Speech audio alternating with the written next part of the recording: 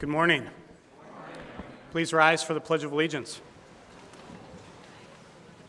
I pledge allegiance to the flag of the United States of America and to the republic for which it stands, one nation, under God, indivisible, with liberty and justice for all.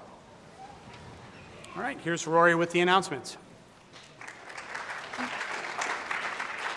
Good morning, St. Johnsbury Academy. Today is Thursday, December 1st, and it is a green day. The National Honor Society would like to thank everyone for their participation in the Week of Giving. As a community, we donated 600 pieces of food and clothing to local organizations, saved dozens of lives through our blood drive, and gifted over $1,000 to our local food shelf. Thanks again for your generosity. Now for the results of the class competition. While it was a close race all week with the seniors out to an early lead, a huge donation by the junior class with nearly 175 items on the last day helped them secure the win. Well done, class of 2024.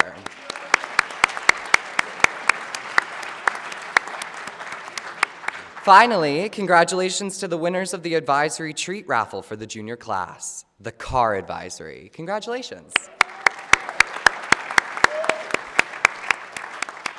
Attention all athletes, if you are not currently in a sport and want to get faster and stronger, as well as prepare for your next upcoming session off-season, weight training will be held every Monday, Wednesday, and Friday with Coach Becker. Boys will meet from 3:45 to 4:30, and girls from 4:30 to 5:15. Writer's Block meets today in Ranger 110 at 3:30 for writing time and cookies. All are welcome. The Meditation Club will be meeting at 3:30 today in Newell Hall 10. Come clear your mind and manage your end-of-semester stress. Seniors, cultivate your inner calm for capstone. Beginner meditators are welcome. See Miss Greenstone or Senora Woods for more information. Knitting Club will be held this afternoon from 3:45 to 4:45 in Severance 16. We have all the supplies and expertise you need to start a new project or finish an old one. Don't forget, VT Supports will begin packing holiday care packages for deployed troops beginning tomorrow. Donations can be placed outside Streeter Hall room 256. The top advisory from each class will earn a box of advisory goodies. Happy birthday today to Jack Lawson, Kaya Anderson, Joey Yan, and Seda Bowles. Happy birthday.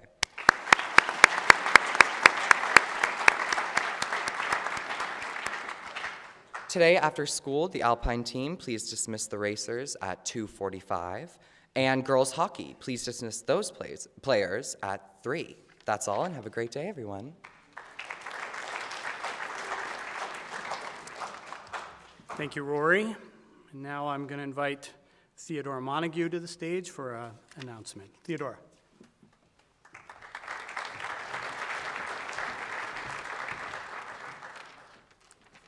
Good morning. My name is Theodora. I'm Maggie. We're here from Student Government to give you a quick rundown of our committees and what we're all about. As you know, Student Government is an elected body that represents all 4 classes here at school.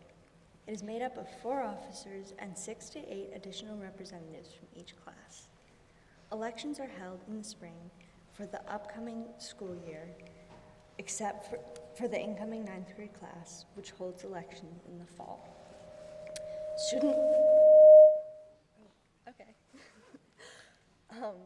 Student Government works hard to plan things like Spirit Week and Winter Carnival, as well as approving club proposals, variety days, and fundraisers. However, a large portion of our work is done by committees. I'm in the PR committee, by the way.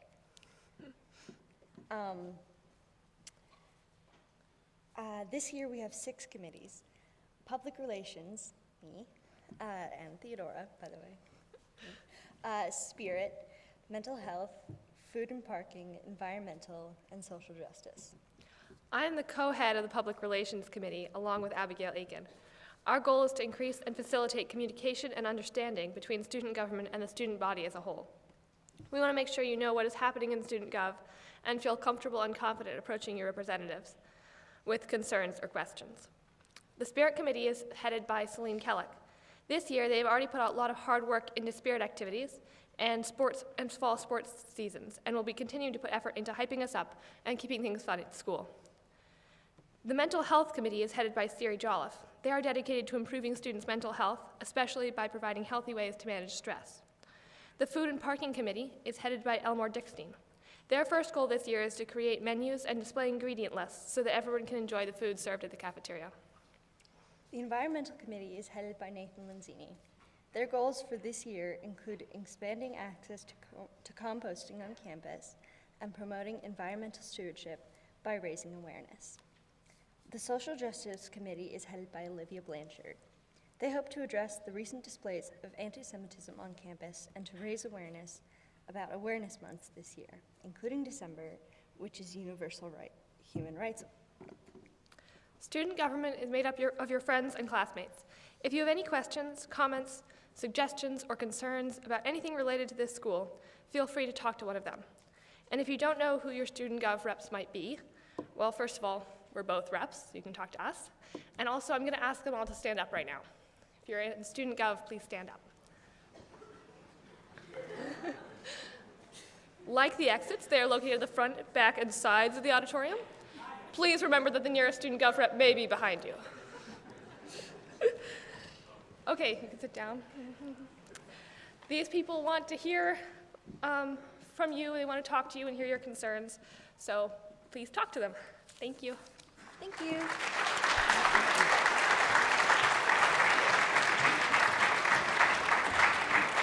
Thank you, Maggie. Thank you, Theodora. We have a late announcement.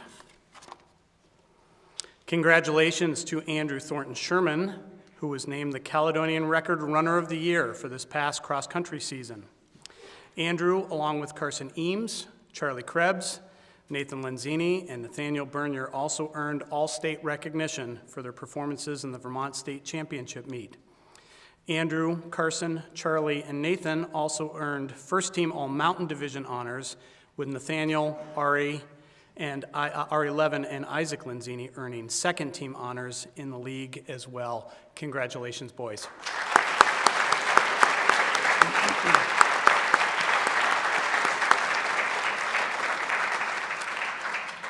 And the timing of that announcement is spot on. The announcement was made yesterday about Andrew, and it's where my musings last night led me as I considered standing before you this morning. So Andrew was the Cal Rec Runner of the Year, and as I read the story in the paper, and in thinking of Andrew, I reflected a little bit, as I have from this podium before, about the seniors especially, given the magnitude of this week for many of you, and with capstone presentations coming tomorrow, I connected the two in my mind because I think they are very easily linked. For those who are Christians in the room or familiar with the Christian tradition, in the New Testament, life is oftentimes compared to a race, a journey with a distinct beginning and a finite end. And that race, I think, can be applied, or the idea of a race or a journey with a beginning and an end is something that I think we know well about. As students, each semester, we embark on a journey, a learning journey. And for our capstone students this semester, this has been a rigorous semester for you, as it is each and every semester. It's been an academic journey. And tomorrow is, in a sense, like a big race for you. It's not the season as a whole, but it's like a race day for you, and you have a big event sharing your research and your projects with your peers and the broader academic community is both exciting, and it's also the cause for some nerves, of course, too. So I have a few things to share with you with cross-country as a model, thinking about our runners and thinking about capstone as a race day tomorrow. So first, expect the unexpected. So in cross-country, and cross-country is not a sport that I participated in personally, but I've gotten to know the sport well both as a parent to 2 cross-country runners for several years now, and as the athletic director, previous athletic director. So I've gotten to know that there are always unexpected challenges that come up on a race day. First, you may show up and find that there's an odd course layout, right? It might have tough turns, it might have unreasonable climbs. A course from day to day can change with rocks and roots being exposed, things like that. On any given day, a teammate, and again, having learned much about the sport, I used to think at your age and even into my 20s that cross country was a very individual sport, and it's not. It's a consummate team sport.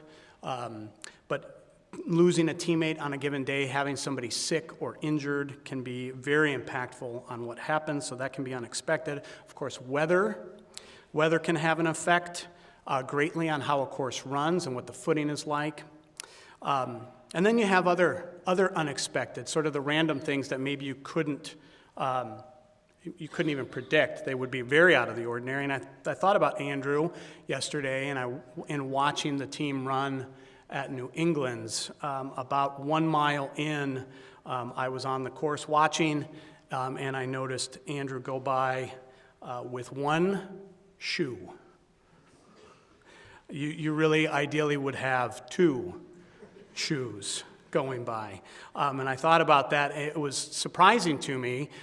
Yes, because you're missing you're missing a shoe. But what was also surprising to me is that Andrew's gait and the way he was running was exactly as if he had the shoe on. And I thought that was incredibly impressive, and I'll get to that in just a moment. But certainly, that's an unexpected. So Andrew didn't expect to have somebody stomp on his shoe and have it come off during the middle of the race. For capstone, right, on race day, there are unexpected things that come up. For some of you, and I hope this doesn't happen, but history says that it likely will. For somebody in here, you're going to have a technical difficulty when you get to your venue tomorrow. So you may have no slide deck to present with because there's a technical difficulty. There could be a microphone issue that you have to contend with. There are other things that can come up. You may be in a venue where you have an evaluator who asks you an unexpected question, something you weren't anticipating, something maybe you hadn't prepared for. That could happen. But I encourage you, like Andrew, keep your stride, stay the course, and stay after it as if those unexpecteds were expected. So expect that something you're not expecting today will indeed happen. Next, I'd like to share with you that just like in cross country, other people will make an impact, and there is always something to learn. So in cross country, racers are going to be surrounded by teammates, and there's always going to be an effect for an individual racer. They're going to be affected by their teammates, certainly by their coaches and the direction that's given in race and pre-race, certainly. And then you have opponents, and sometimes your opponents race as you expect, and sometimes they don't. There are things to learn, and there are strategies to learn. There are times in cross-country races to surge, and times when you slow down because you're trying to slow down a particular pack in the greater race, or you're trying to push that pack as well. In the article yesterday in the Cal Rec, Andrew mentioned that he had a particularly tough opponent in Porter Hurto from BFA St. Albans, and Porter was somebody that Andrew had beaten regularly at meets through the season, but Porter edged him in the state meet, and I'm quite confident that Andrew learned some strategy and certainly had a different approach in New England's when he turned around and beat Porter. So again, there are always things to learn. Capstone presenters tomorrow. You're going to have others as part of your presentation and your experience. There's going to be the venue facilitator, evaluators, peers. You've prepared how you'll communicate your work, and afterwards you'll receive some feedback that helps you in your next presentation. So see it as an opportunity, even though it's a culmination of sorts of a lot of work. It's a big point in your capstone semester, but see it as an opportunity to learn, because all of you will go on in your next steps in your lives, and perhaps it's a presentation of scope of work that you're going to be presenting to a possible business partner, someone you'd like to do business with. Perhaps it's a college course presentation, and perhaps it's a pitch to a community or other board for funds to support a cause you believe in. So again, as much as you see tomorrow as a culmination, especially when you're done, reflect and think about what you've learned for the next time that you present. And the last thing I'd like to share is enjoy the day. And I know that may sound like a very adult thing to say up on stage when you're nervous and you're concerned, but try to enjoy the process. Try to be in the moment. For you non-presenting seniors and for you juniors in chapel this morning, be engaged. Be engaged participants. Be part of this academic process. Ask good questions. Reflect. That's how you can have an enjoyable capstone day. For sophomores, enjoy the time with your class, the stewardship day, and I also encourage you to engage. And presenters, I ask you to finish this race strong. And again, I'll come back to Andrew. The thing that I noticed at the end of each race this season I was able to attend is Andrew, at the end of that race, was always completely spent. He was often to be found barely able to stand, and many races was actually on the verge of getting sick because of the way that he exerted himself. So I don't want that for you, presenters. I don't want you to feel ill at the end of the day, but do give it your best effort on Capstone Day tomorrow. Have a great day.